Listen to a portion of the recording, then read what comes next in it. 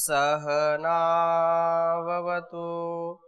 सहनौ भुनक्तु सह वीर्यं करवावहै तेजस्विनावधीतमस्तु मा विद्विषावहै। ओम शांति शांति शांति। वैदिक जीवन पद्धति में हम वैदिक ब्रह्मचर्य गीत के 5वें मंत्र का स्वाध्याय कर रहे हैं। एक बार सभी उच्चारण करेंगे मिलकर के। ओम पूर्वो जातो ब्रह्मणो ब्रह्मचारी धर्मं वसानस्तपसोदतिष्ठत् तस्माज्जातं ब्राह्मणं ब्रह्म ज्येष्ठम् देवाश्च सर्वे अमृतेन साकम्। इसका कुछ भाग हमने पढ़ा था।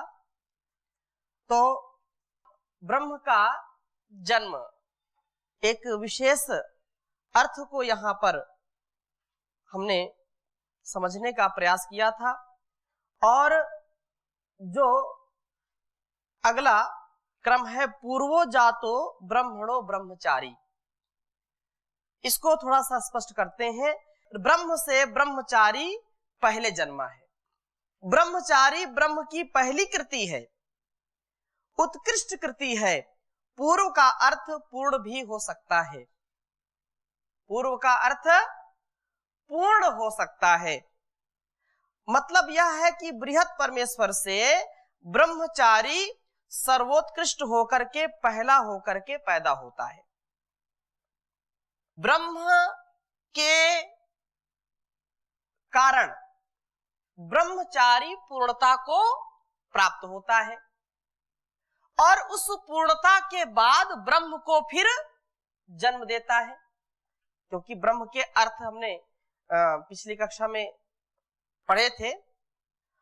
तो ब्रह्मचारी आचार्य से पैदा होता है।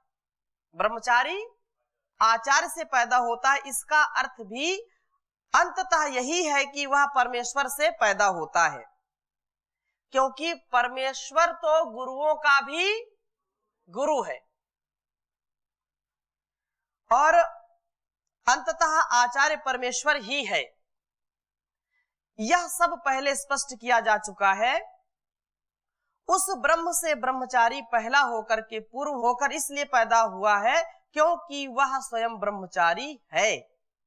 परमात्मा इस संसार के जो भी भोग है उनसे वह ऊपर उठा हुआ है। ब्रह्मचारी परमेश्वर सर्वथा भोग रहित है, परम ब्रह्मचारी है। जब वह ब्रह्मचारी होकर यह सब जगत रचता है, उसकी सर्वश्रेष्ठ रचना इस जगत में ब्रह्मचारी ही है। अस्तु, इतना तो साफ हो गया कि इस मंत्र में कहा गया कि पहले या पहला होकर ब्रह्म से ब्रह्मचारी पैदा हुआ है। आगे इस मंत्र में ब्रह्मचारी ब्रह्म से की ही उत्पत्ति कही। तस्मात् जातम ब्राह्मणम ब्रह्म ज्येष्ठम।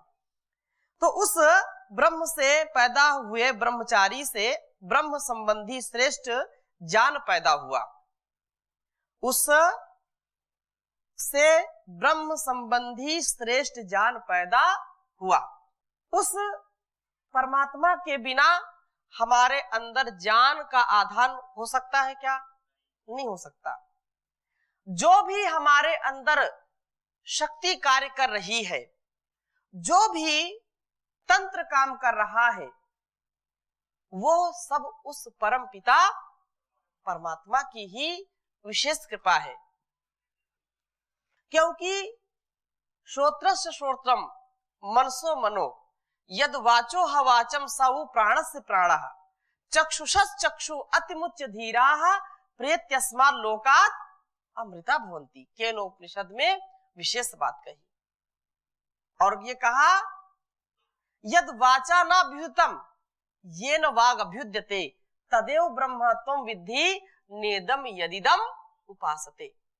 ये जो भी हमारे अस्तित्व, हमारी इंद्रियां काम कर रही हैं, वो उसके मूल में कौन है? परम पिता परमेश्वर है, परमात्मा है।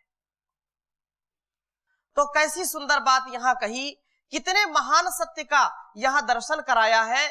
ब्रह्मचारी ब्रह्मपन को सीधा ब्रह्म से प्राप्त करके संसार को देता है।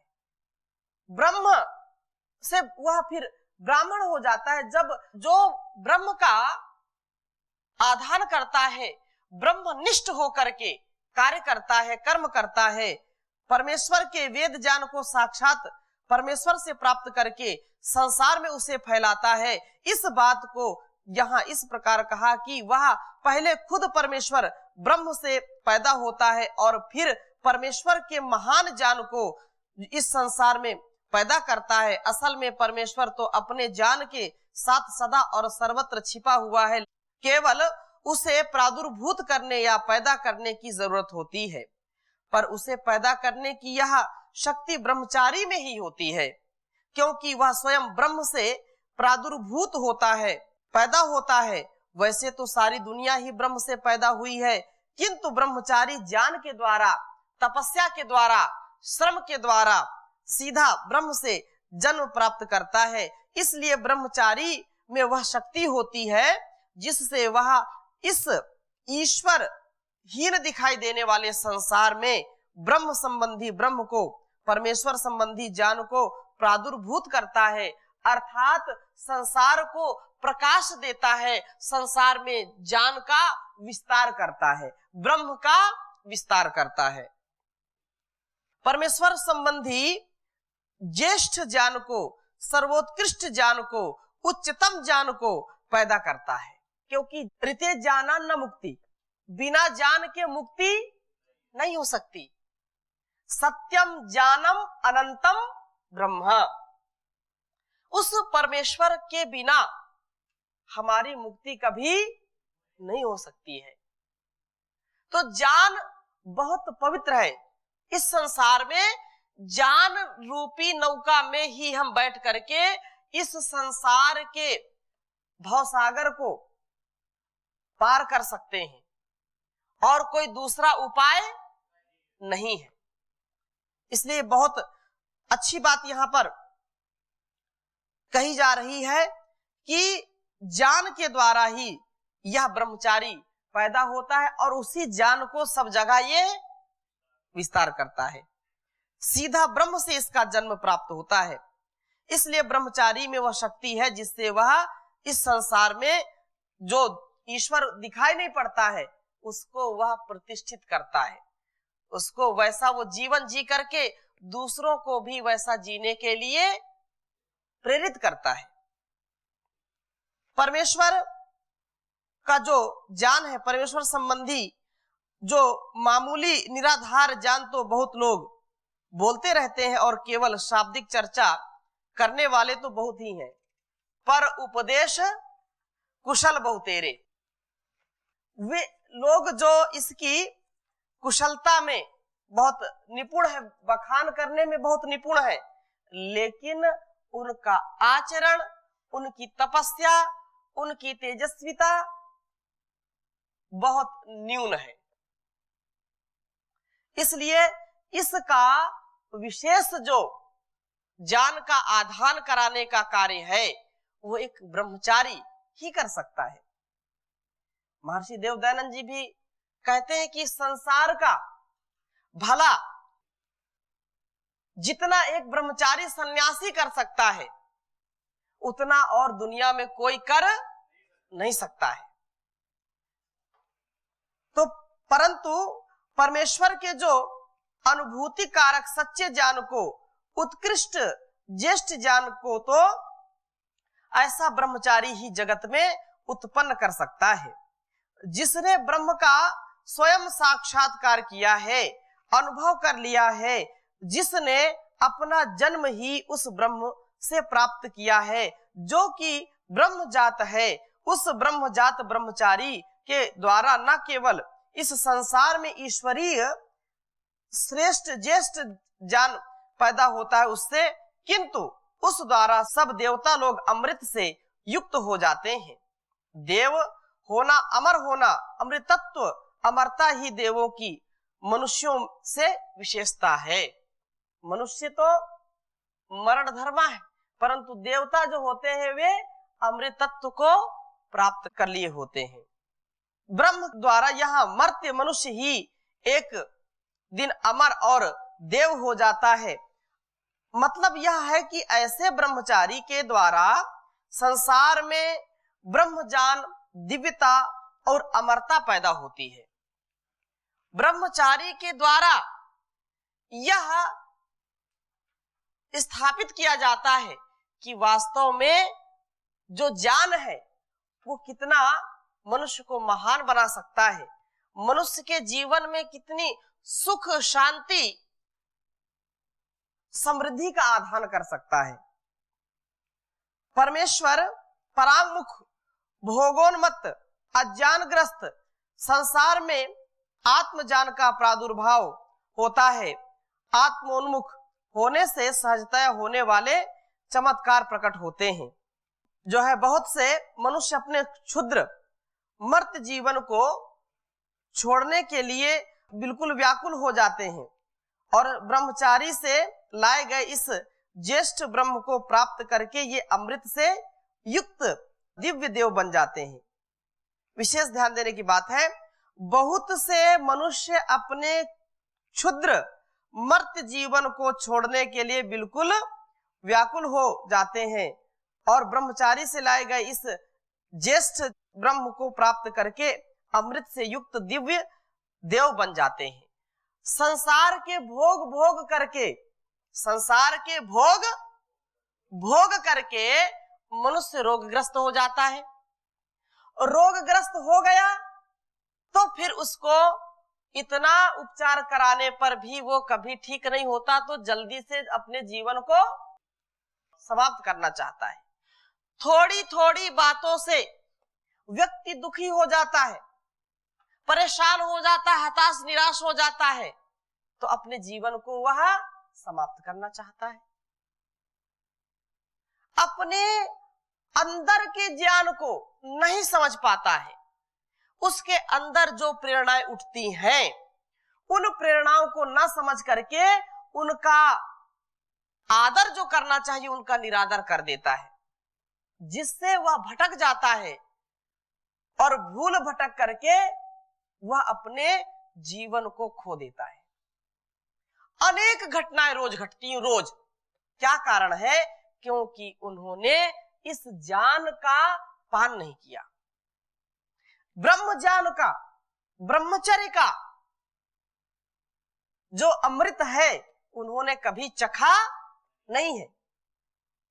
इसलिए छोटी छोटी बातों से वो परेशान हो जाते हैं, आत्महत्या करने लगते हैं, अपने जीवन को समाप्त करना चाहते हैं, अपने उत्साह को बिल्कुल घटा देते हैं। लेकिन जब ब्रह्मचारी उस ब्रह्म का आधान उनके जीवन में करता है, अर्थात जैसे स्वामी जी महाराज योग से, आयुर्वेद से, ज्ञान से, अपने कर्म से लाखों करोड़ों लोगों के जीवन की रक्षा की है कि नहीं की? लोग इतना भोग करके भोगों को अकस्मात और अल्प आयु में ही अपने प्राण त्यागने के लिए विवश हो जाते थे। लेकिन योग की शक्ति, ब्रह्मचर्य की शक्ति मिलकर के करोड़ों लोगों के जीवन को बदला है। उनके विचारों को, उनके आहारों को, व्यवहारों को बिल्कुल सच्चाई के राह पर ला करके एक दिव्य जीवन बनाया है। देवता बन गए वो, उन्होंने अपने पूरे जीवन को देवत्व से भर लिया, इसमें कोई शंका नहीं है। तो इसमें जो लोग ऐसा जीवन जीते हैं वे इस जहान में सभी लोगों को जो दबे हैं, कुचले हैं, जिनको अभाव में कुछ समझ में नहीं आता है, उनको लगता है कि इस नर्क से कितनी जल्दी हम चले जाएं। यह देखो, इस ब्रह्मांड में जो यह देव संसार दिखाई देता है, यह सब ब्रह्म ज्ञान को पाकर ही तो अमृत से युक्त होता है, अमृत से ही यह युक्त हुआ है। मैं यह कह रहा था कि ब्रह्मचारी तप से उठता है, इसलिए उसमें दूसरों को उठाने की शक्ति होती है। वह जब ब्रह्मचर्य से अपने आप को सबल बना लेता है, शक्तिशाली बना लेता है, तभी दूसरों की सहायता कर सकता है, तभी दूसरों को उठाने का सामर्थ्य उसमें आता है। जो पहले से धराशायी है, पहले से गिरा पड़ा है, और वो दूसरों को उठाने का साहस कर सकता है क्या? वो तो स्वयं पहले चाहेगा कि कोई 2-4 लोग आकर के मुझको पहले उठाए। लेकिन जिसने ब्रह्मचर्य का पालन किया है, जिसने संयम की डोर से अपने आप को बांधा है, वह तप, त्याग, श्रम से अपने आप को इतना ऊंचा उठा लेता है कि संसार के जो गिरे पड़े लोग होते हैं उनको उठाने का काम करता है। संसार के जो भी लोग हैं उनकी मदद करने के लिए तैयार होकर के खड़ा हो जाता है। इस संसार में अनेक प्रकार के लोग हैं जो बहुत ही अपने आप को दीनहीन स्थिति में रख करके जीवन को जी रहे हैं। तो ऐसे सांसारिक लोगों को प्रकाश कौन दिखाता है? एक सच्चा ब्रह्मचारी, सच्चा योगी, सच्चा संयमी, धर्मात्मा, जो ज्ञान का साक्षात प्रतिमूर्ति और होती है, जो स्वयं इतना प्रकाशित होती है, दूसरों को भी वह प्रकाशित करने का सामर्थ्य रखती है। एक पंक्ति आप जो है भजन की गाते हैं कि संसार में जो दीन दुखिया है उनकी मदद के लिए मुझको तैयार कर दो, प्रभु मेरे जीवन का उद्धार कर दो, प्रभु मेरे जीवन का उद्धार कर दो, भंवर में है नैया इसे पार कर दो। ये बार बार दोहरा करके अपने जीवन को उस पटरी पर लाने का प्रयास करना चाहिए जिससे हम दूसरों की मदद के लिए तैयार हो। ठीक है? पथिक राह में हो कोई दीन दुखिया, पथिक राह में हो कोई दीन दुखिया, मदद के लिए मुझको तैयार कर दो, प्रभु मेरे जीवन का उद्धार कर दो। न समझूं मैं जग में किसी को बेगाना, न समझूं मैं जग में किसी को बेगाना, मुझ में विश्व भर के लिए प्यार भर दो, प्रभु मेरे जीवन का उद्धार कर दो। तो किसी के काम जो आए उसे इंसान कहते हैं। ये बात छोटी सी है, लेकिन इसको जीने का सामर्थ्य केवल संयमी में होता है। केवल जिसकी इंद्रियां, जिसका मन उसके वश में होता है, वही व्यक्ति ऐसा कर सकता है। तो यह बात यहां पर कह रहे हैं कि इसलिए उसमें ब्रह्म ज्ञान को पैदा करने की शक्ति होती है। वह जगत में ब्रह्म ज्ञान पैदा करने के लिए ही उठता है, संसार में दिव्यता और अमरता का संदेश लाने के लिए ही उठता है। इसलिए यह संसार अज्ञान के अंधेरे में भटकता हुआ है और मृत्यु से बुरी तरह मारा हुआ है। ब्रह्मचारी के उठने की प्रतीक्षा कर रहा है कि ब्रह्मचारी उठे और हमको भी उठाए। तो आप लोगों के कंधे पर बहुत बड़ा भार है, इस कंधे को आप मजबूत बना रहे हैं और मजबूत बना करके संसार के लोगों को एक प्रकाश देंगे, दीपक दिखाएंगे, जिससे उनके जीवन में नया सवेरा होगा। अन्य सब तरफ से निराश हुआ यह संसार देख रहा है कि हमारे लिए तपस्या में बैठा हुआ ब्रह्मचारी कब उठता है, तेज को धारण किए हुए वह अपनी तपस्या से कब उठता है। ये बिल्कुल सत्य है। आप यहाँ पर पतंजलि योग पीठ में, वैदिक गुरुकुलम में अपने आप को तैयार कर रहे हैं।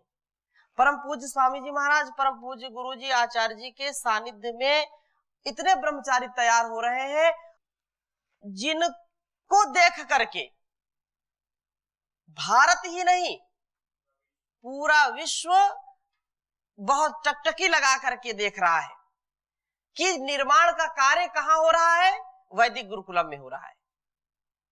और ये हमारा उत्तरदायित्व है कि हम अपने आप को इतने तपस्या से, इतने ज्ञान से परिपूर्ण कर लें कि लोगों की खरी कसौटी में हम खरे उतर सके, लोगों का भला कर सके, लोगों के जीवन में खुशी दे सकें, लोगों के जीवन को सही दिशा दे सकें, उनकी दशा को ठीक कर सकें।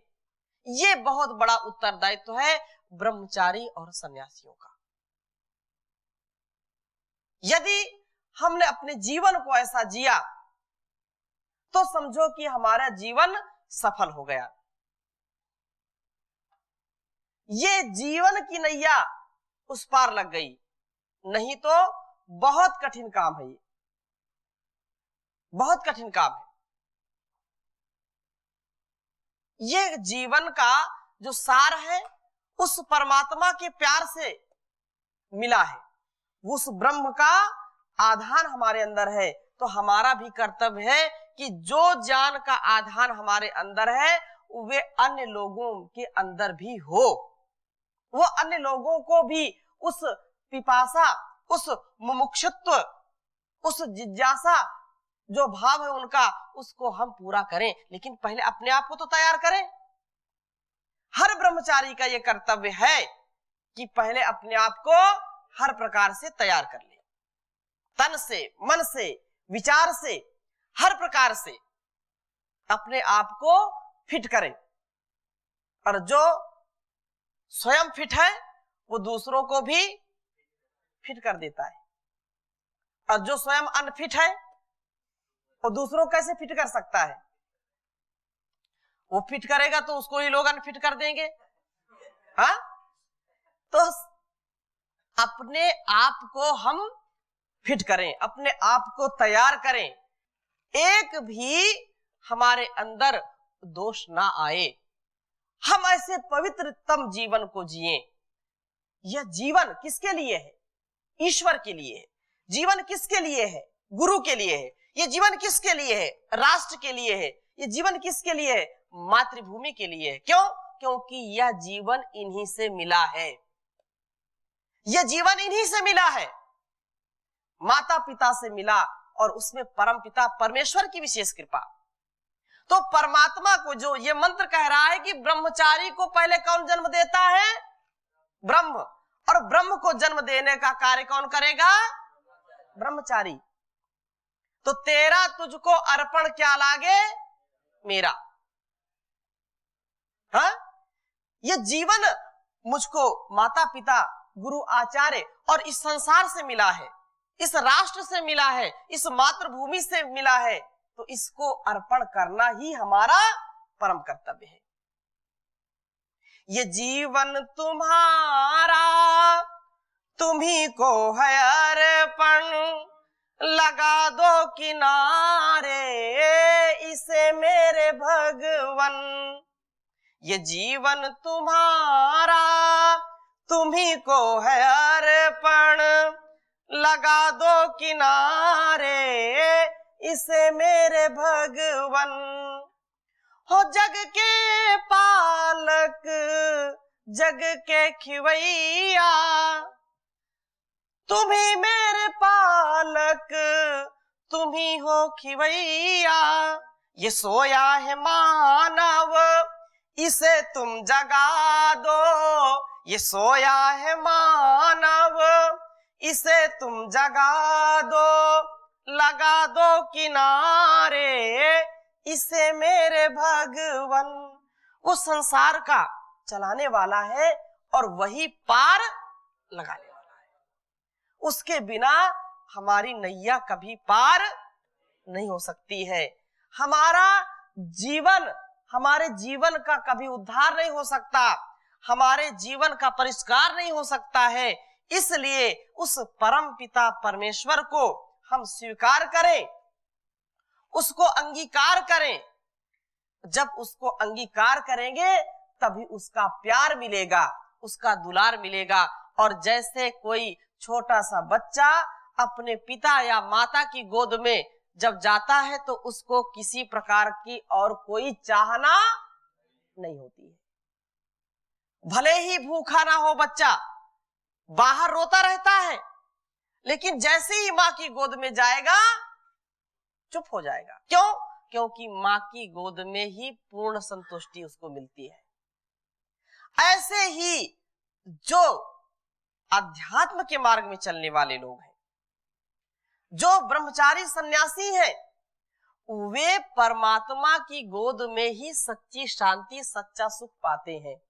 और इस संसार के सुख में कोई सुख नहीं है।